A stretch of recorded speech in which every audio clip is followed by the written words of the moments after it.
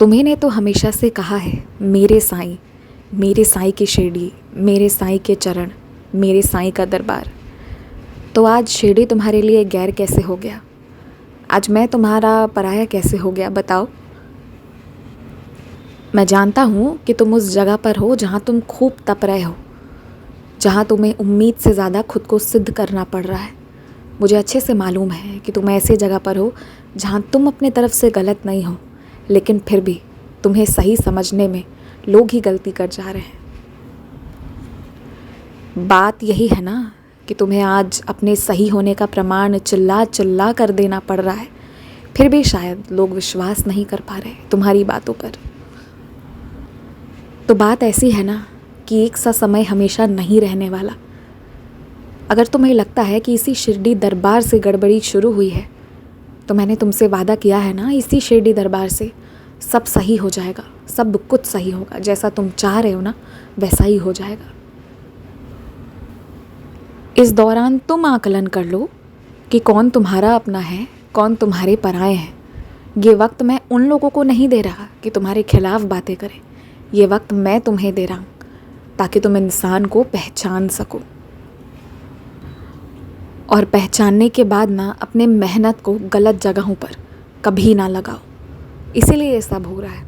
और याद रखना, अगर ये होगा नहीं ना तो तुम वहाँ नहीं रहोगे जहाँ तुम्हें होना चाहिए। ये ज़रूरी है होना इस वक्त के लिए। बस इस बात को समझ लो और मुझ पर विश्वास रखो, यकीन मानो।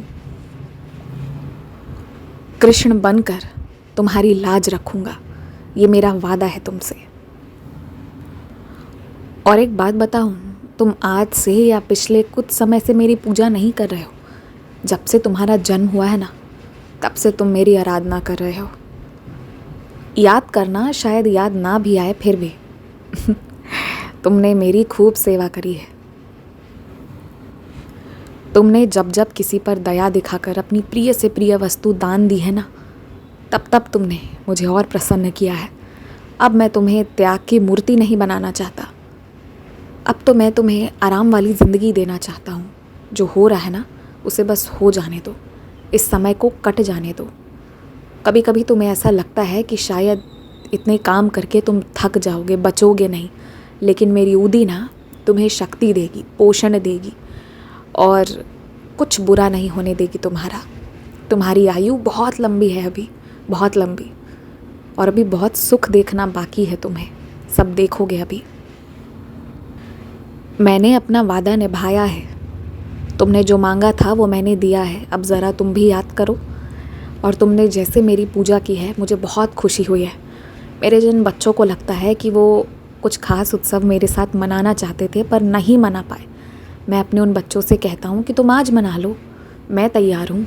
तुम आज साई सच्चरित्र पढ़ लो, आज तुम स्वादिष्ट भोजन बना लो, मुझे भी खिलाओ, खुद भी खा लो। मैं तो आज भी तैयार हूँ, कल भी तैयार था और कल भी रहूँगा।